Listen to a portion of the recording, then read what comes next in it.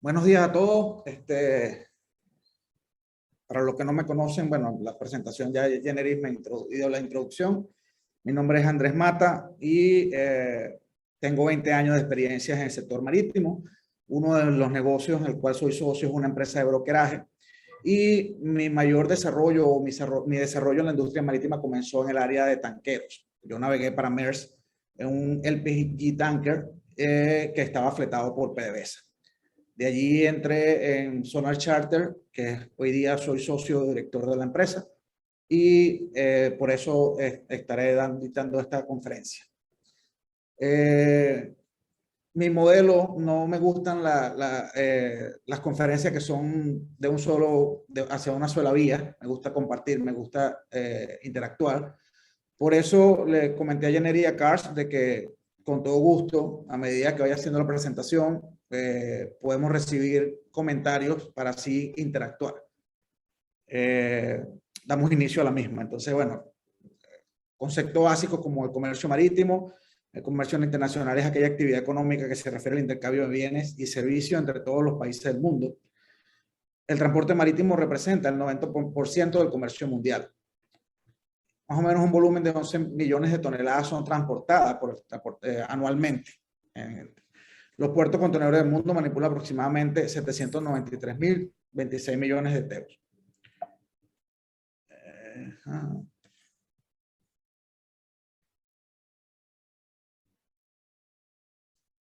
El transporte marítimo, tenemos un gráfico donde nos dan las indicaciones de carga según la UNESCO.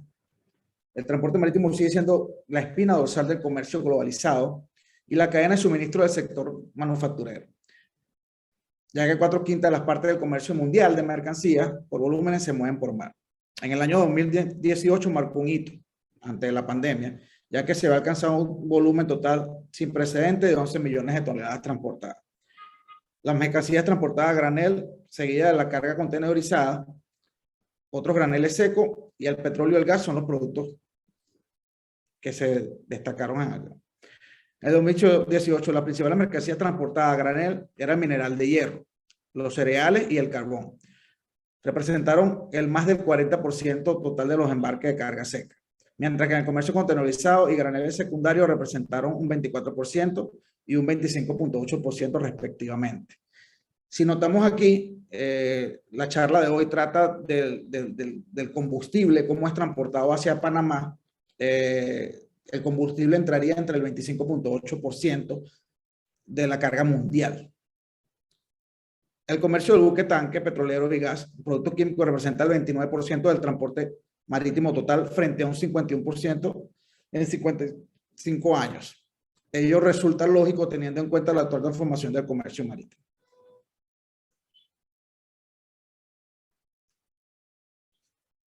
Ahí tenemos una gráfica de cómo se tuvo movimiento del comercio marítimo internacional del 2000 al 2019 y cómo han ido creciendo las tendencias por tonelada y las regiones que mueven las. Nosotros estaríamos aquí entre América y estaríamos dentro de los graneles principales. El comercio de buque tanque ha crecido muchísimo, como lo ven aquí en la gráfica, en los últimos 20 años.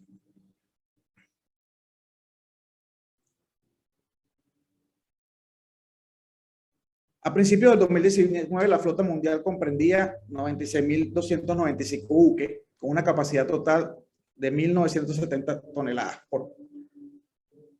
Los graneleros y los petroleros mantuvieron la mayor cuota del mercado en la flota mundial, con un 42.6% y un 28.7% respectivamente. La capacidad de carga aumentó en 2.6% con respecto al comienzo del 2018. El crecimiento ha ido en baja desde el 2011. Obviamente con la pandemia todos estos números variaron muchísimo y aún no han salido los informes de la UNTAD, que son los que básicamente registran los movimientos donde uno puede tomar la referencia anual. La evolución de la flota mundial ha sido en un contexto sostenido del exceso de la oferta de capacidad de carga, El exceso de la oferta siguió siendo una característica estructural del mayor segmento del transporte marítimo, con la consiguiente presión de la baja en las tarifas de los fletes del 2018. Sin embargo, como nuevamente recalco la pandemia, ahora la guerra entre Rusia y Ucrania ha creado el incremento de los fletes marítimos en la actualidad.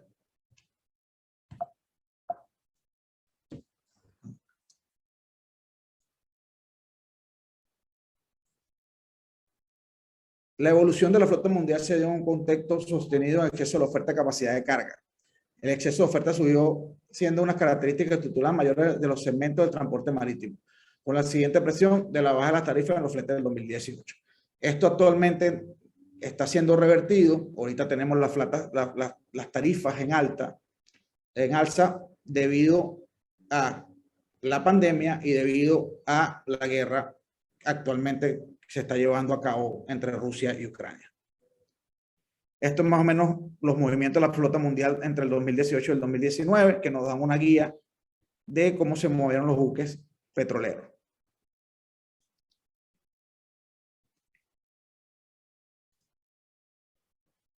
Entrando un poquito en materia y en la parte que nos está concerniendo para así potenciar el conocimiento en el área de combustible y todo lo que se refiere a ello, entramos en los contratos de negocio de fletamento.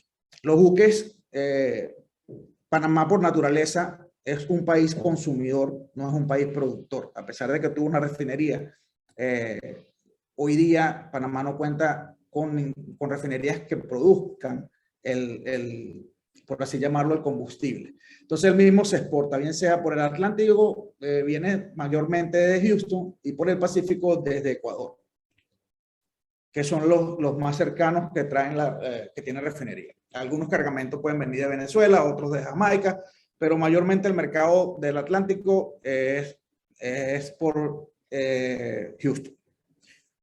Estos transportes marítimos se contratan o se adquieren por medio de contratos de fletamento.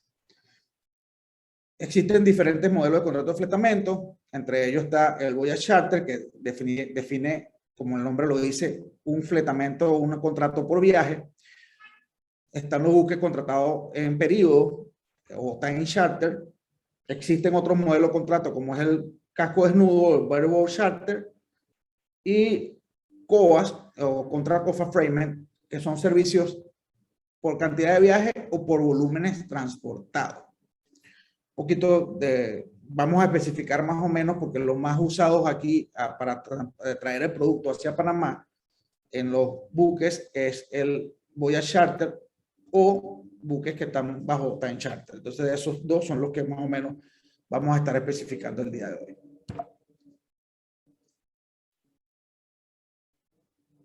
Ahora bien, todo contrato implica dos partes involucradas, hasta tres cuando existen intermediarios. El ship owner, que es el dueño del buque, como todos lo sabemos, y el charter.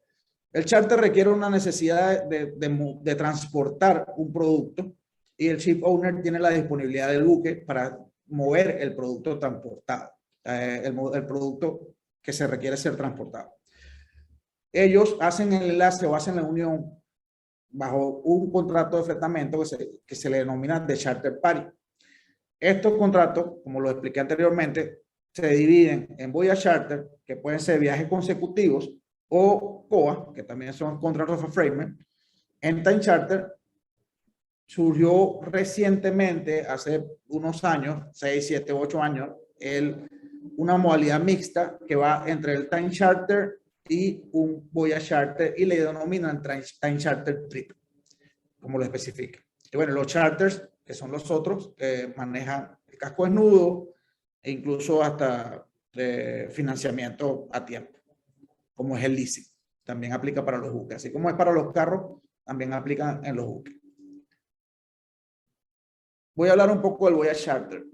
El voyage charter total o parcial, por un viaje o varios viajes consecutivos, el fletante se obliga a poner a disposición del fletador, mediante el pago de un flete, todo o parcialmente los espacios susceptibles de ser cargados en el buque determinado, para realizar el viaje o los viajes convenidos.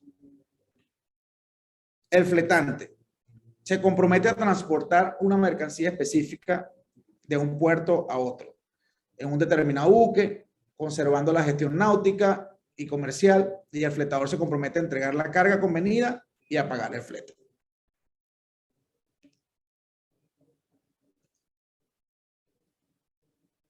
Algunas características del Voyage Charter, tenemos el armador, al fletante o al propietario del buque. No siempre el propietario del buque es el owner.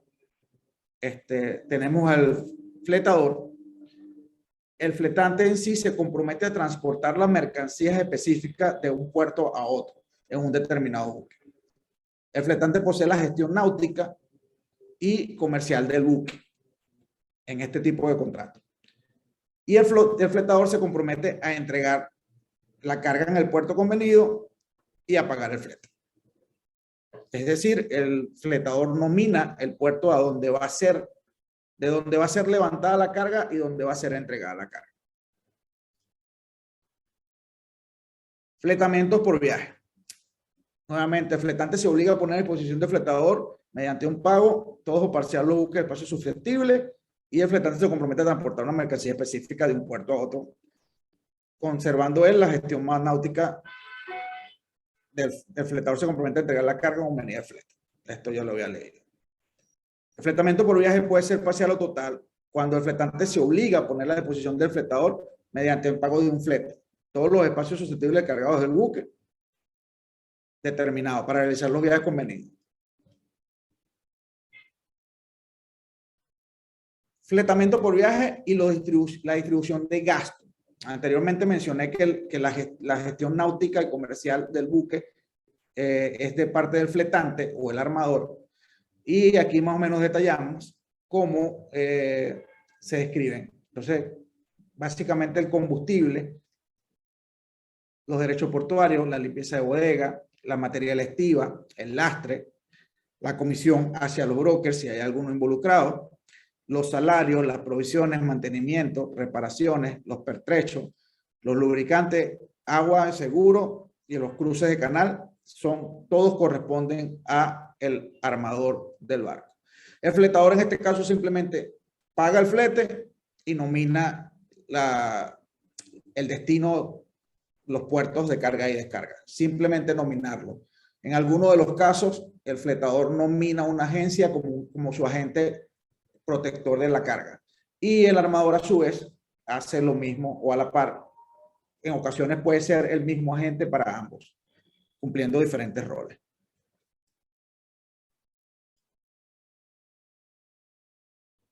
Una de las cláusulas o las cláusulas que pueden resaltarse bajo el contrato de fletamiento por viaje, los lay time, que es la estadía de tiempo o tiempo de plancha. Días aproximados son 3 días en tanqueros, 72 horas.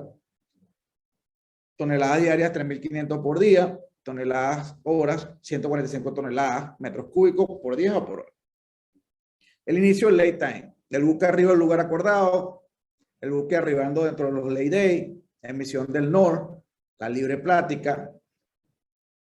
Where in free practice or no. Where in custom clearance or no. Where in berth of no. Where in port or no. Son conceptos utilizados en los contratos de fletamientos por viaje. Uno de los contratos de fletamiento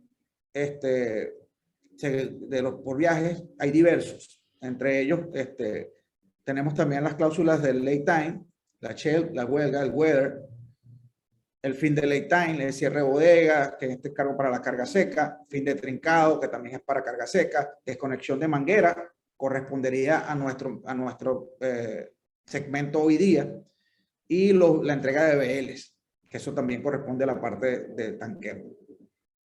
El lay time en puerto de carga, en el puerto de descarga y en el puerto de carga, reversible o no reversible. Cuando se refiere reversible o no reversible, es que se determina el lay time para el puerto de carga 72 horas, más 72 horas para el puerto de descarga, Cuando es reversible, se suman ambos puertos de mora y se restan. Y si existe demora por parte del fletador, él la cancela. Si no existe, todo queda tranquilo. El ETA, todos en este conocemos lo que es el ETA.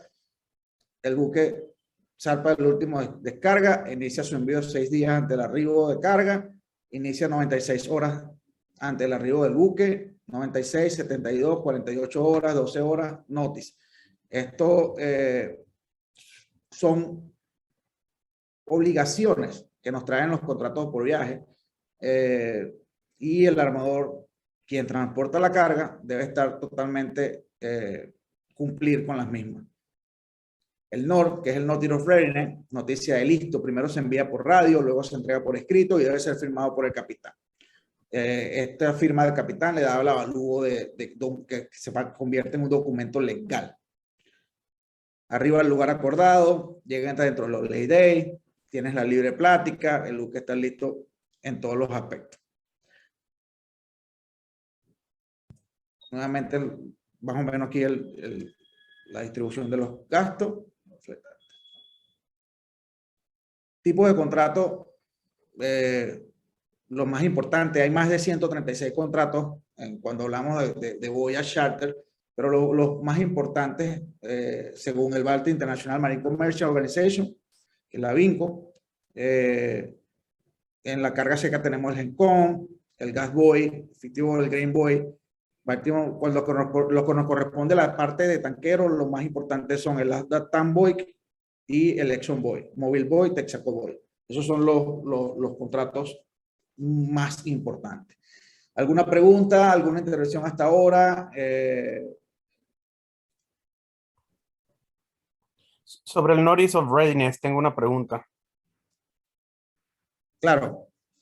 Un tema que siempre teníamos en la terminal cuando trabajaba en químicos, es que el barco cruzaba Miraflores y hacía el tender de Notice of Readiness. O sea, no estaba ni siquiera cerca de la terminal cuando ya se anunciaba como que ya estaba listo para entregar. O sea, Notice of Readiness es que estoy listo para entregar, pero no es lógico si el barco ni siquiera ha llegado a un punto de amarre. ¿Eso se define en el mismo contrato? ¿Dónde es el punto del Notice of Readiness? ¿Dónde se acuerda eso? Sí, honestamente, Cars, no hay algo que lo defina como llegar a un punto específico. Por lo general, y la costumbre es que cuando el buque arriba y está listo para ser transportado o llevado a muelle, él notifica. Ya de allí recibe la instrucción del fletador, donde le indica si debe fondear, si debe proceder a muelle, y el tiempo más o menos de espera que le tocaría. En este caso me estás hablando de que el buque cruza la esclusa, asumo que él notifica que ya está saliendo de las esclusas y que está listo, estaría listo para ir a muelle. No es necesario que él llegue a un área a estar stand-by o a fondear para después notificar. Puede ser que, como te digo, o sea, si está dentro del contrato, las cláusulas que se marcaron, él simplemente notifica que ya él está listo en el movimiento que va hacia el área donde tomar piloto al puerto determinado. No necesariamente tiene que estar fondeado. Él, una hora antes de llegar, notifica, mira, estoy llegando, estoy arribando. Cuando está en el área, notifica el tiempo de listo y entonces allí le dan las instrucciones de cómo proceder. Comprendido. Ok, seguimos. Fletamiento por tiempo. El fletante se compromete a prestar un servicio por un transporte durante un periodo acordado. El fletante conserva la gestión náutica. El fletador asume la gestión comercial y paga el flete. El armador del fletante conserva la gestión náutica del buque, pone el mismo a disposición de otra persona, el fletador asume la gestión comercial para realizar las actividades indicadas dentro de los términos estipulados del contrato por un tiempo determinado mediante el pago de un flete. El fletante se compromete a prestar el servicio del transporte durante un periodo acordado, conservando la gestión náutica, y el fletador paga el flete y asume la gestión comercial. Los modelos de contrato en Time Charter.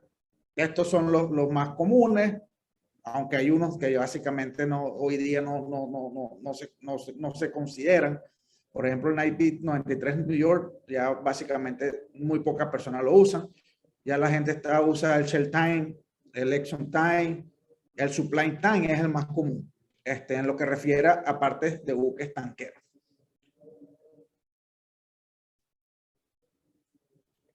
¿Cómo se distribuyen los gastos en un contrato a tiempo determinado o en un time charter?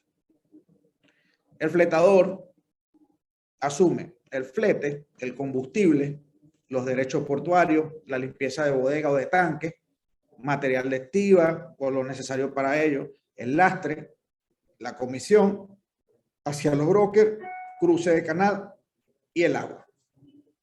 El fletante asume la gestión náutica que conlleva hacer los salarios, las provisiones, el mantenimiento, reparaciones, los pertrechos, los lubricantes, agua, seguros e inspección. ¿Por qué en ambos se incluye el agua? Y la coloco allí como un asterisco.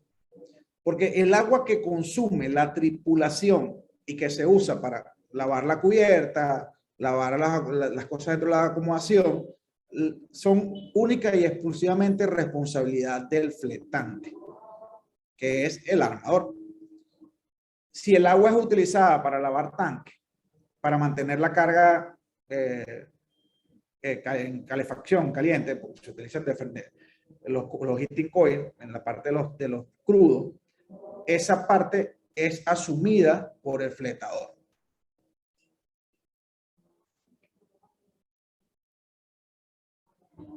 Cláusulas, contrato de fletamiento por tiempo, las cláusulas principales o que se pueden destacar. El performance del buque en este tipo de contrato es una de las cláusulas que mayor se le da importancia. ¿Por qué? Porque eso te determina la velocidad y el consumo de combustible de los buques. El consumo en puerto, navegando, cargando y en lastre, diferentes velocidades, establecer un porcentaje de tolerancia, aproximadamente cerca más o menos 5%, 1 o 2 nudos, escala de Beaufort, de 0 a 12, de escala de mar, de 3 a 8 pies. Y aquí hay algunos ejemplos, con una velocidad de 11 nudos, un consumo de IFO cargado 36 y en lastre 34, y igual más o menos a las diferentes velocidades. Algo así se coloca dentro de los contratos de fletamento que determina la cláusula de performance del buque.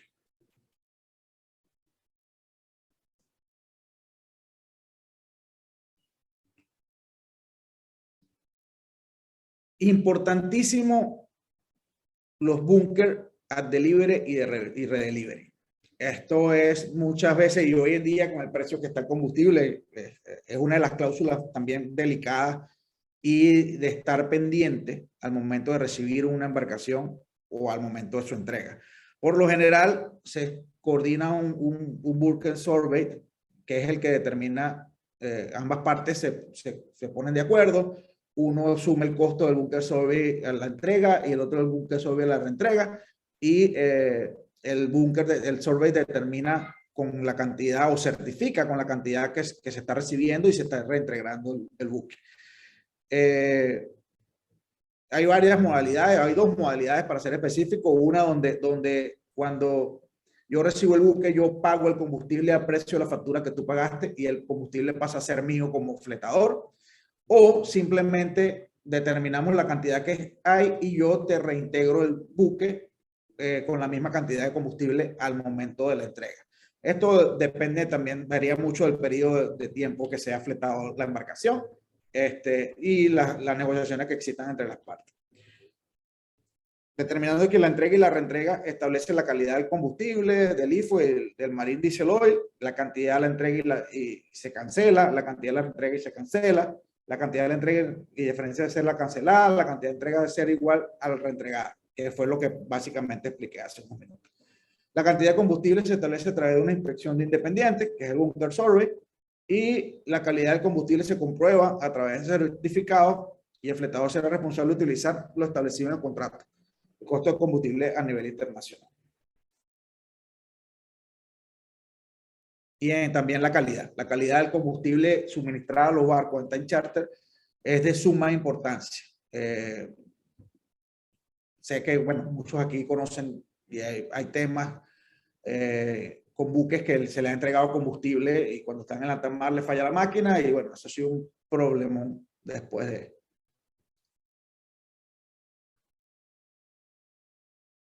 Otras cláusulas que se incluyen en el contrato de fletamento por tiempo.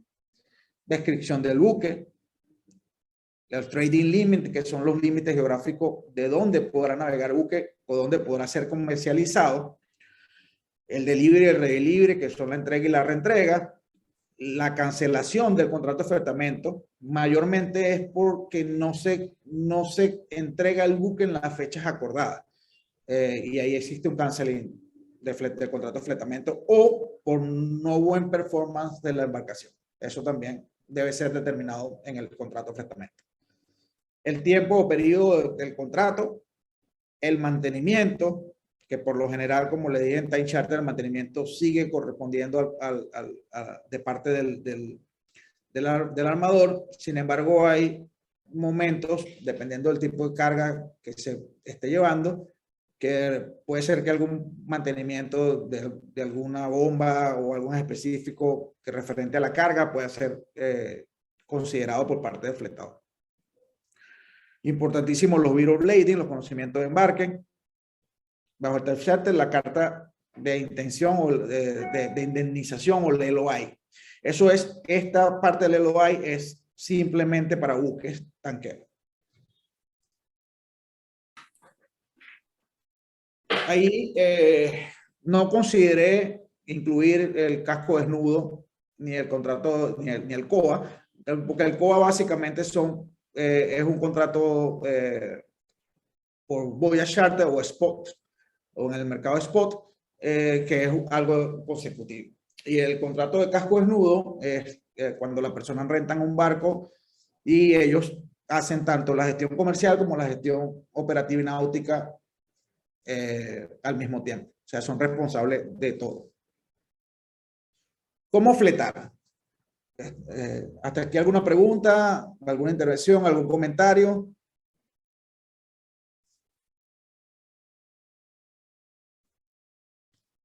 Ok, continúo. ¿Cómo fletar?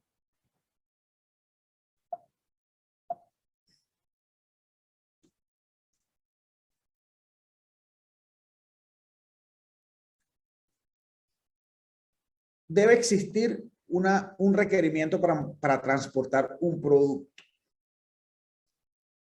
Entonces, tipo de fletamento, volumen del producto, tipo de carga, tipo de buque que se necesita, el puerto de carga, el puesto de carga, los lay days, el lay time, la fecha de recepción de las ofertas. Por lo general, las empresas grandes, o como le llaman majors, los oil majors, tienen su departamento de fletamento. Y a su vez, ese departamento de fletamento tiene un panel de broker, por donde ellos, sus requerimientos para las necesidades de transportar sus productos son manejadas a través de este departamento y a través de sus brokers.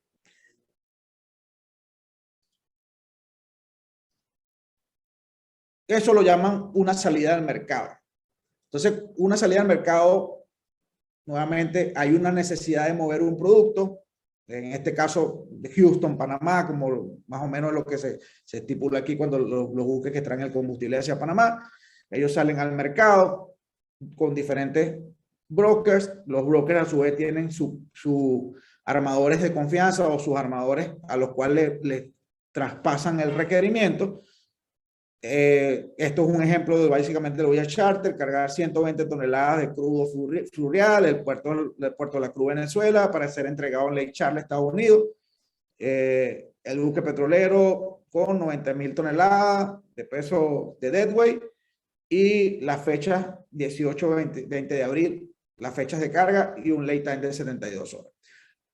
Este modelo es básicamente lo mismo que sucede cuando hay un requerimiento que debe ser transportado el producto a Panamá, dependiendo también del tipo, cómo haya cerrado la contratación de compra-venta, la persona, el traders o el majors que está vendiendo el producto, puede ser que sea responsabilidad del que lo compra o el fletador ubicar el buque, o en su efecto, si compra entregado, quien vende el producto, el trader o el majors, es responsable de ubicar el buque. Entonces, este proceso de salir al mercado puede ser bien sea como tanto como el fletador o comprador de la carga o como el vendedor o el trader de la carga. Así que, bueno, básicamente salieron al mercado, toman, reciben N cantidad de ofertas de los buques disponibles, entran en una negociación, este buque me sirve, este no cumple con esto, este sí cumple, este me cumple los parámetros, este no está en fecha. Hacen diversos análisis y llegan a la conclusión de qué buque sería el ideal para ellos. El fletador entra a una aprobación gerencial de inspecciones. Básicamente toman el buque que les sirve o es ideal para transportar ese producto, meten una demora, el flete, las condiciones básicas del contrato, entran en discusión y crean un recap hasta que cierran la contratación con el armador. El mismo proceso sucede para los buques cuando es un periodo en time charter. Sin embargo, simplemente en lugar de ser un viaje, sería por meses el tiempo de la contratación. Las empresas más pequeñas o empresas familiares que no cuentan con un departamento tan grande como el de los majors para manejo del trader y de las contrataciones de buques, hacen el mismo proceso, pero mucho más sencillo, mucho más explícito, porque básicamente no tienen una mega estructura para cumplir con todos estos procesos que se requieren. Y básicamente buscan, es un mercado de gente conocida, donde, mira, tengo tal producto que necesito mover o necesito un buque con tales especificaciones y ya.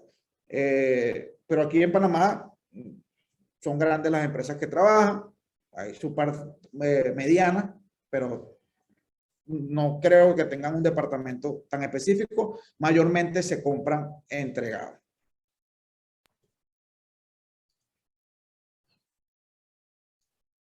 Importante, los tipos de buques. Si vemos aquí, tenemos los Panamax, que son buques entre 55,000 y 80,000 de deadweight. Tenemos los Aframax, que van entre 75,000 y 120,000. Los Suezmax, que van entre 120,000 y 200,000 de deadweight. Los VLCC. Y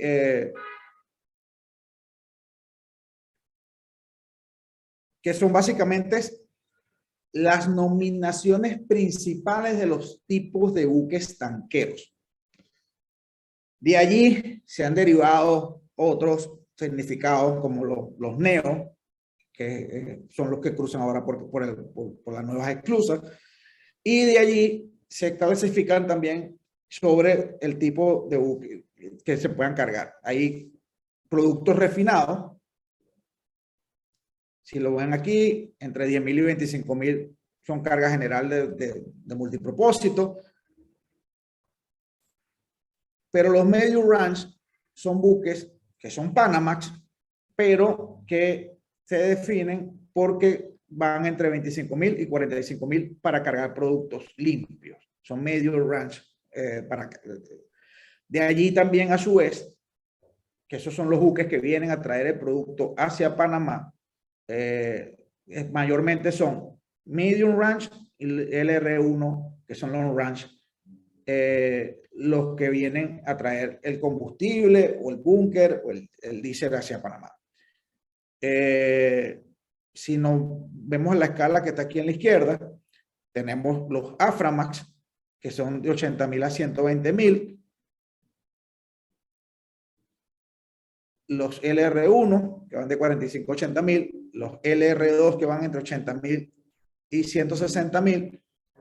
Que estos también son considerados Suezmax. Y hay Aframax que llevan a este nivel. Honestamente, los Very Large Crude Carrier, estos tipos de buques son extremadamente grandes y no llevan productos refinados. Estos son puro crudo.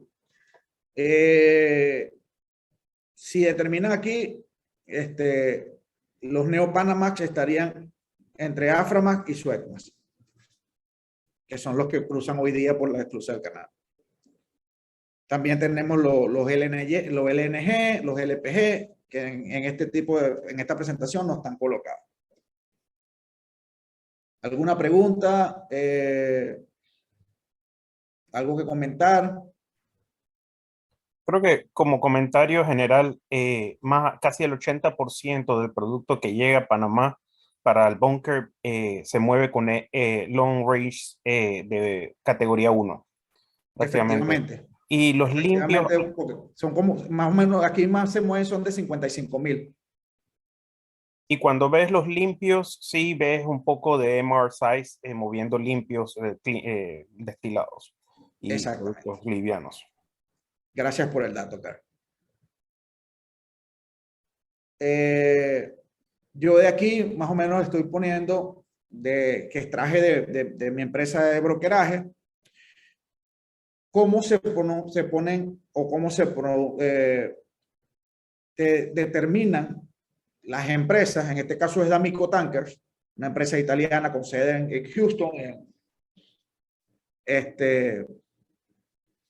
y en Connecticut, cómo ellos ponen al mercado los barcos que utilizan para mover los productos. Ahí están la fecha, te dice qué tipo de producto está cargando. Clean Petroleum Product está abierto entre 9 de abril, la fecha en que están abiertos, el lugar donde están abiertos los buques para ser disponible a fletar. El nombre del barco, lo que estábamos hablando, Carlos, ahorita, el deadweight, estos son LR1, cuando lo llevamos a esa escala que estábamos viendo, van entre 39.000 y 50.000 de deadweight, la capacidad en metros cúbicos, el tipo de carga según IMO, la última carga y comentarios de mercado. Productos sucios, aunque honestamente yo creo que aquí ellos tienen un error porque están hablando de CPP y ponen crudo este tipo de producto. Ah, no, la pasada carga. O sea que seguramente le tocó limpiar los tanques.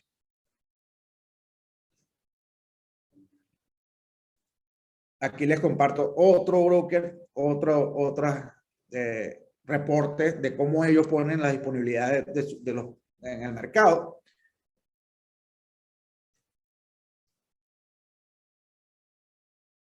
Muchos se cuidan de no poner el nombre del buque y ponen to be dominate, to be advised. Más o menos, entonces también aquí manejan el World Scale. El World Scale es cuando es el tipo de cómo se determina la tarifa cuando es por viaje. Los lugares, el precio del búnker, a cómo están y los precios donde están. Estos son reportes de armadores, reportes de brokers, que este es otro reporte de otro broker que está en Nueva York y te determinan lo que estamos hablando. Él lo pone aquí, medio range, LR1, LR2, los contratos de fletamento por tiempo, productos limpios, productos sucios.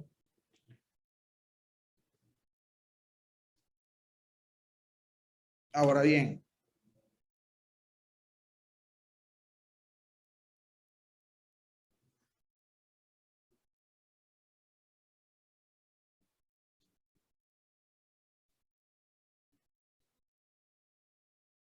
Y básicamente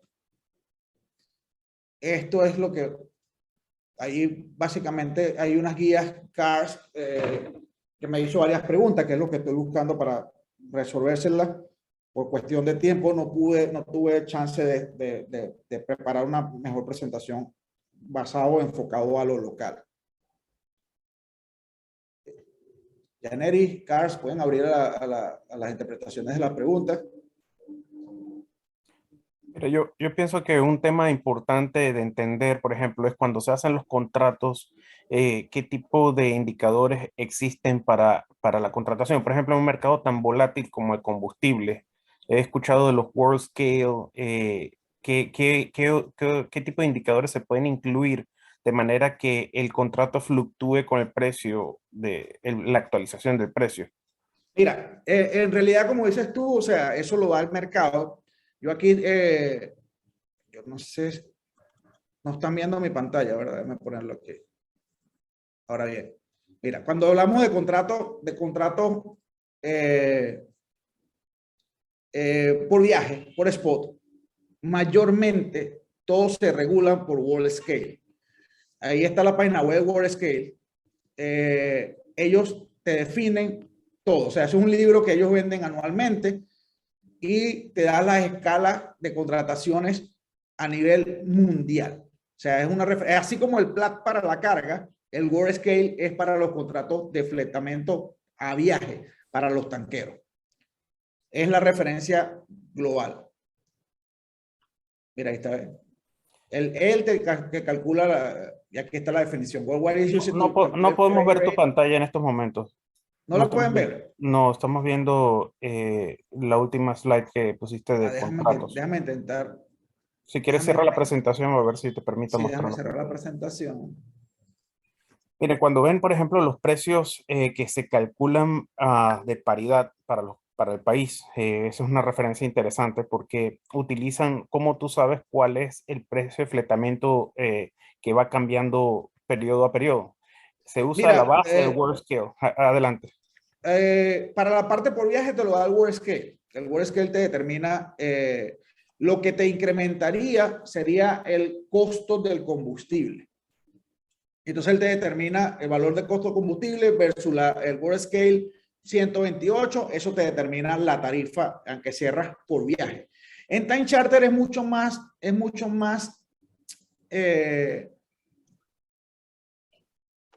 difícil tener un control porque básicamente, aunque hay referencias diversas por Clarkson, las grandes empresas ahora sí logran ver mi pantalla. Sí, correcto. Bueno, aquí está, déjame irme, aquí está el World Scale, ¿ves? Lo que estaba hablando. Race. Ellos te determinan, el World Scale te determina la tarifa de los tanqueros a nivel mundial por viaje. Y tienen infinitas condiciones, hasta la entrada del canal, el canal lo asume quien fleta, y aunque eso no está escrito en piedra, eso todo en los contratos es negociable, son referencias. Si hablamos y comparamos versus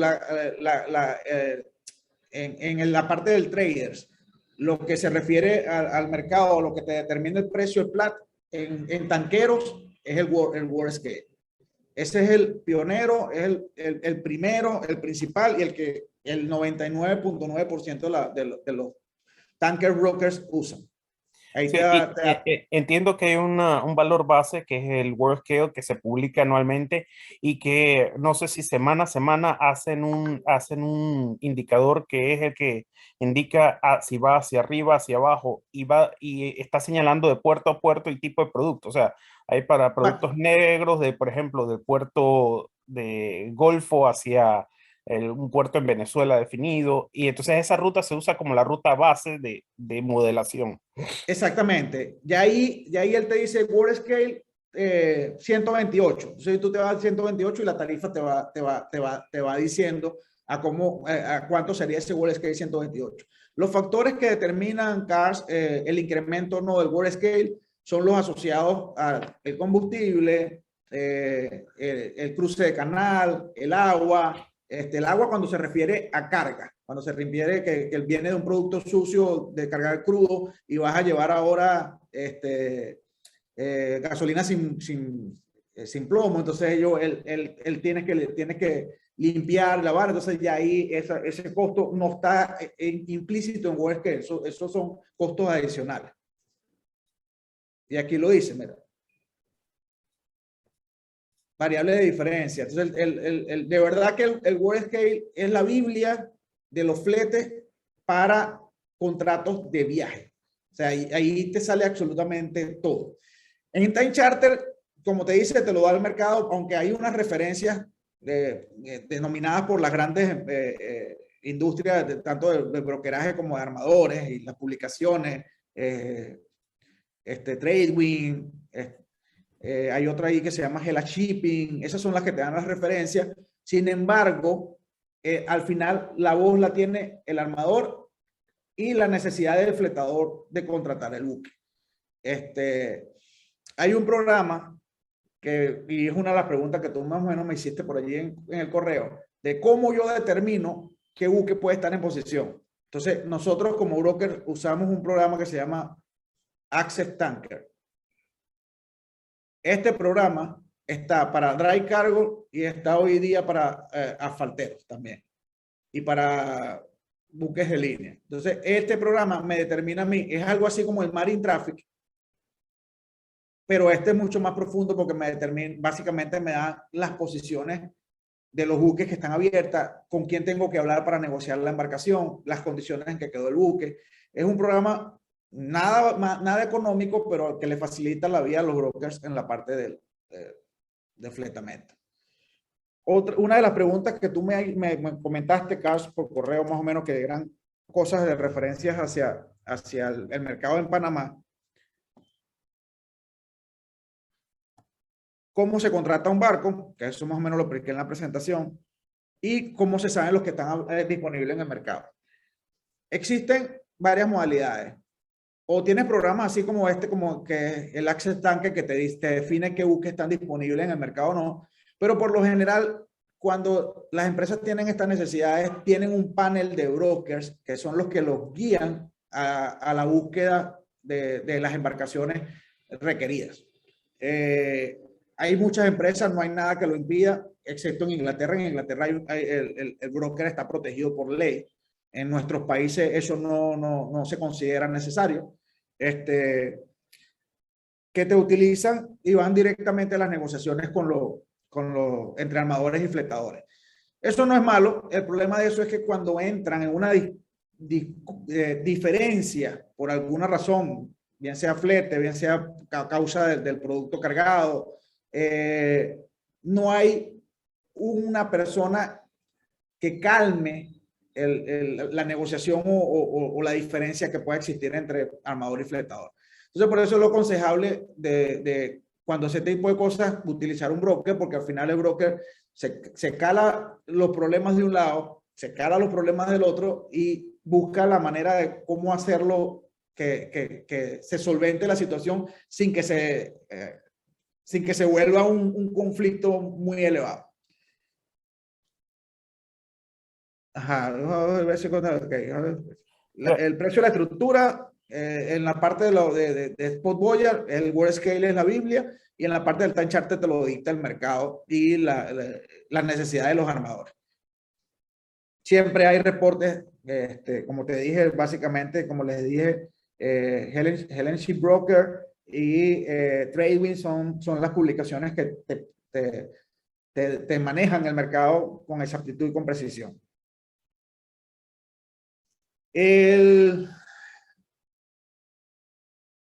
Como referencia, un Time Charter versus el mercado spot.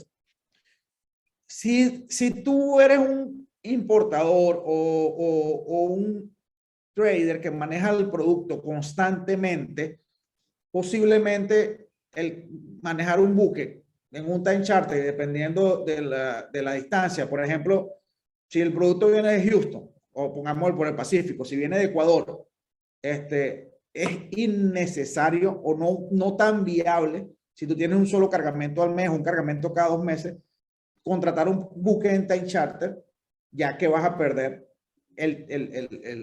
muchos espacios con el buque ocioso.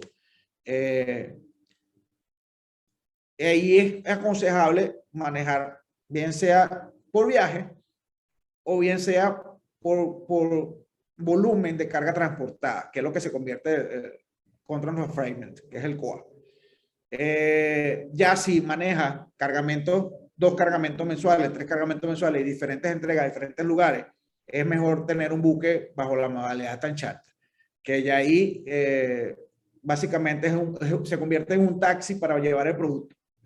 Lo envías a los puertos que consideres donde tengas tú tu necesidad.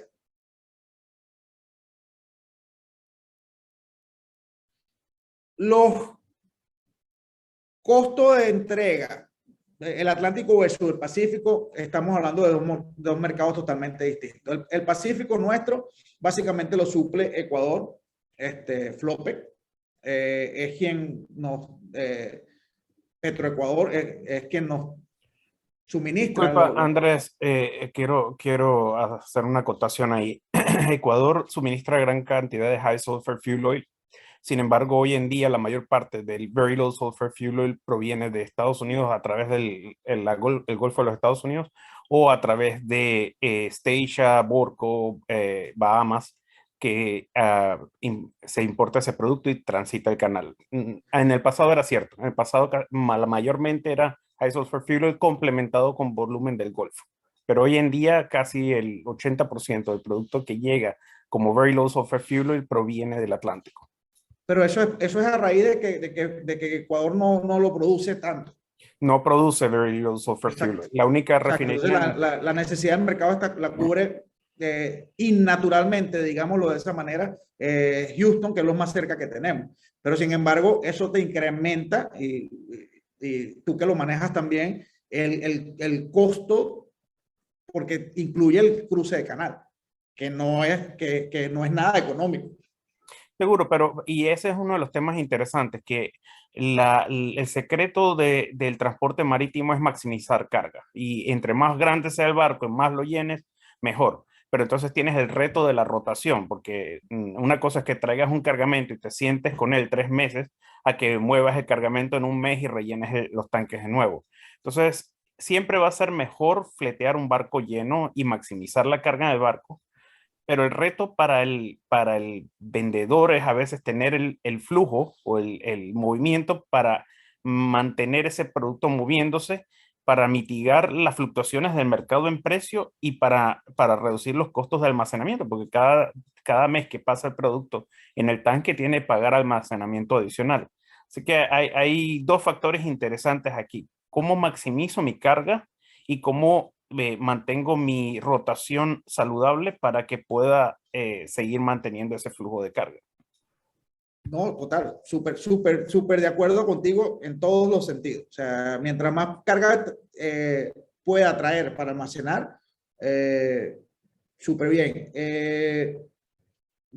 Tú tal vez tienes mucho más conocimiento que yo en este tema, pero sé de unos armadores, incluso traders, que en el pasado estuvieron almacenando, no almacenando, bueno, almacenaban flotando y vendían el producto aquí ship to ship. O sea, hacían la transferencia, compraban en Houston en grandes cantidades, lo ponían del lado Pacífico y ese producto lo llevaban a Europa o a Asia en ship to ship. Pero eso lo estaban haciendo empresas que necesitaban mover sus propios productos y mover su propio... y suministrarle este tipo de cantidades a sus propios barcos. Entonces, vieron en esa modalidad un esquema de ahorro, que es lo que tú estabas hablando, más sin embargo entiendo que ya no lo están haciendo. Yo conocía a uno de ellos que eran los dueños de esa empresa y por eso fue que me enteré que estaban haciendo ese esquema de manejo. Pero sí, efectivamente, 100% de acuerdo contigo y yo no veo tan claro que sea pronto el suministro de bajo en azufre de parte de Ecuador. No lo veo. Tal vez tú tienes... Ese es un tema de tipos de crudo y refinación. Eso no es que no los quiera producir, es que su tipo de crudos no les permite llegar a esos niveles de azufre.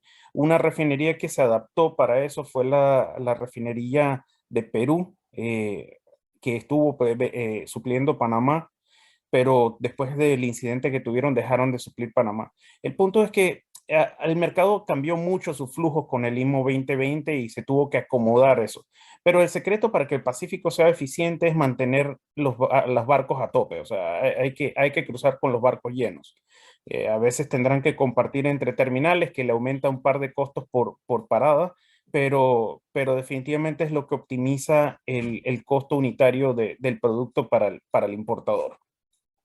El mercado siempre ha sido mucho más fuerte en el Pacífico que en el Atlántico, aún teniendo ese diferencial de precios, es mucho más fácil suministrar la demanda en el Pacífico. Y lo que les da esa ventaja de tener una buena rotación, y esa buena rotación les permite cargamentos completos en algunas de las terminales, especialmente si tienen buen calado y tienen las terminales de las islas, por ejemplo, tienen buenas capacidades para recibir los LR1s y pueden manejar buen tamaño de barcos. No, sí, súper bien. Ahí mencionas, Cara, que ahí es algo también que al momento de contratar la embarcación es algo que determina, porque cuando el buque debe cruzar canal, ahí él emite básicamente una llegada y comienza a correr la demora.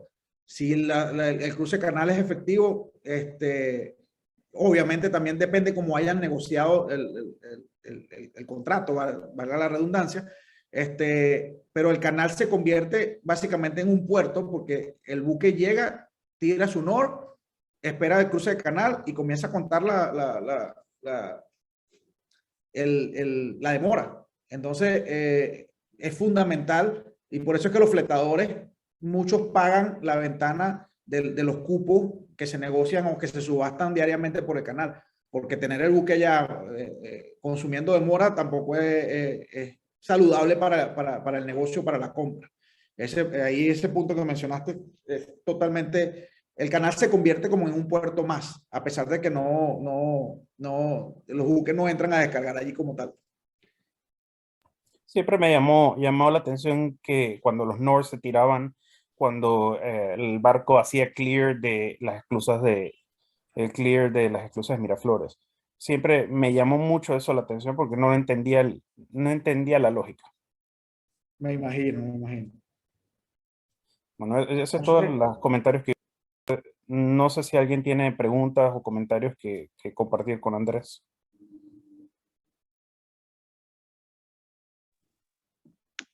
¿Qué tal? Buenos días, Andrés, ¿me copias? sí, fuerte y claro.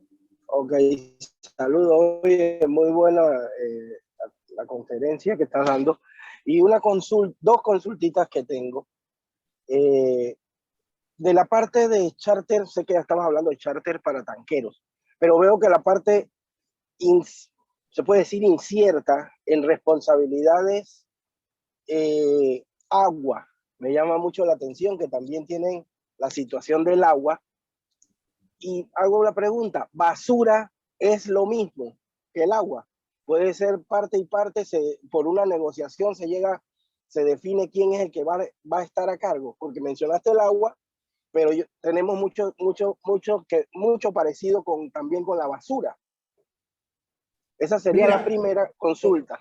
honestamente, la basura generada por el consumo de los tripulantes debería ser 100% neta al armador. Ahora bien, si el tipo de carga genera basura, ahí ya entra en un dilema porque básicamente es el fletador el responsable de tomar el desembarco de esa basura. Ojo, los contratos se pueden negociar abiertamente. Eres tú responsable, me cobras un poco más el flete, pero desde el punto de vista lógico, si la basura es generada producto de la carga transportada, debería ser a cuenta del fletador. Ok, oh, gracias. Y en Charter Party para barcos de contenedores, muchas veces en un puerto, un fletador en su momento está liberando el barco se lo entrega al dueño, pero en ese mismo puerto está entrando un nuevo fletador. En los barcos de búnker existe porque al momento de hacer un survey, se hace un survey tripartita de 3 partes. Ajá. ¿Sucede lo mismo para un barco tanquero? Mayormente no. Mayormente el barco tanquero siempre tiene un poquito más de espacio y tiempo que el barco, el portacontenedor. El portacontenedor tiene que básicamente cumplir un horario restringido o exacto. Más si está denominado liner. Pero si pudiese existir de donde hay una entrega y una reentrega, si las partes están de acuerdo, pueden nominar un mismo inspector que haga el trabajo tanto de la entrega y reentrega de un lado como la entrega y reentrega del otro lado. Pero por lo general, cada entrega y cada reentrega corresponde a una nominación de las partes involucradas. Ok, dale, gracias. De nada.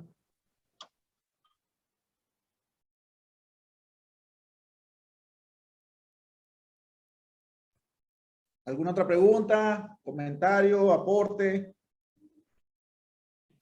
Una vez que el barco sale del canal, ¿se requiere un piloto adicional para llevarlo a un puerto? Por ejemplo, si lo tienen que llevar a Melones o lo tienen que llevar a Decalo, si va a Patsa o a Potsa. O sea, Mira, ¿cómo funciona? El pilotaje es responsabilidad de la autoridad de cada país. Adicionalmente, de la terminal, dependiendo cómo esté estructurada, digamos, la reglamentación en el país. Ahora bien, tienes pilotos de canal, como es el canal de Panamá, como es en el lago de Maracaibo. Ellos son meramente responsables de la navegación durante el canal. Si de allí va a un puerto, debería involucrarse un piloto práctico especialista en la maniobra de ese puerto. No, dependiendo también, he visto, dependiendo de la dimensión del buque, que son para buques de combustible, no requieren piloto práctico según la autoridad, pero ya buque de más de 12.500 hacia arriba, siempre necesita el piloto práctico, que dependiendo del país o dependiendo se determina, el terminal lo coloca o lo coloca la autoridad, pero sí, para ir a un muelle necesita otro piloto práctico. O sea que el barco va a cruzar el canal, el piloto del canal lo lleva a un punto de anclaje, del anclaje, y de ahí otro piloto tiene que llevarlo hacia el puerto que va a recibir el cargamento. Efectivamente, efectivamente. Aunque aquí entiendo que muchos de los pilotos de canal están clasificados para atracar buques dentro de los puertos que están en el canal. Okay. Pero por lo general son 2 pilotos. Ok, gracias.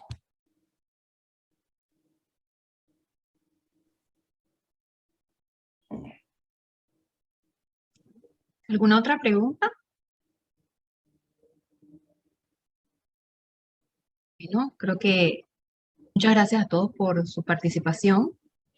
Muchas gracias, señor Andrés Mata, y también le damos las gracias pues a la Comisión de Gestión Educativa y Ambiental que en conjunto con la Comisión de Bunkering, al revés, han planificado esta serie de sesiones y lo invitamos para el próximo lunes a la siguiente sesión. A todos muy buenos días. Buen día. Gracias, buen día. Buen día, gracias. Vale, buenos días. No tomaron foto grupal, Generis. No somos tanto de eso, José Jerónimo. Ok, no. Está Para que grabada. quede- Yo la tomo del video y si quieres te la comparto. No, está bien, es por tus fax. Pues muy bueno, muy bueno. Felicitaciones, Hers. Hablamos. Hasta Gracias. luego. Sí, yo la tomo ahora del video. José, tienes que confirmarme. Me acaba de mandar un correo.